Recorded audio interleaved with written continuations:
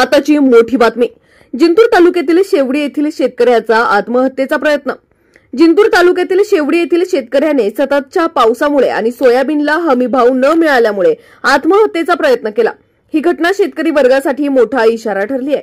शेवडी येथील गजानन रामकिशन वायभासे वय वर्ष 40 यांनी बुधवारी सायंकाळी 6 ते 7 वाजेच्या दरम्यान विषारी औषध सेवन केले.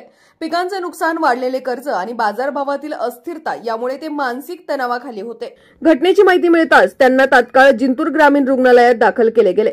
डॉक्टर अक्षय भगिरे, सिस्टर कविता बेले आणि शेख सलमान गंगाधर पालवे यांनी तातडीने उपचार सुरू केले. सध्या त्यांची प्रकृती स्थिर असून पुढील उपचारासाठी त्यांना जिल्हा ग्रामीण रुग्णालय परभणी येथे रेफर करण्यात आले. तालुक्यातील शेतकरी सततच्या पावसामुळे नुकसान, वाढलेले उत्पादन खर्च आणि अस्थिर बाजारभाव यामुळे चिंतेत आहेत. शेतकऱ्यांसाठी शासनाने तातडीने मदत जाहीर करावी अशी मागणी परिसरातून होत आहे.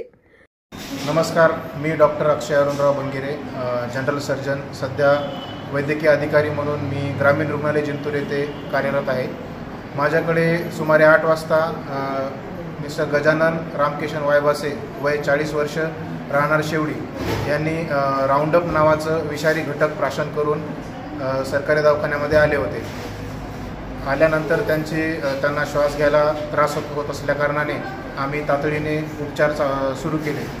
नाकामध्ये नळी टाकून जवळपास 250 ते 350 ml आम्ही विषारी घटक गॅस्ट्रिक लवाज या ट्रीटमेंटद्वारे आम्ही बाहेर काढले व लागणारी योग्य ते औषध उपचार आम्ही त्यांना केले.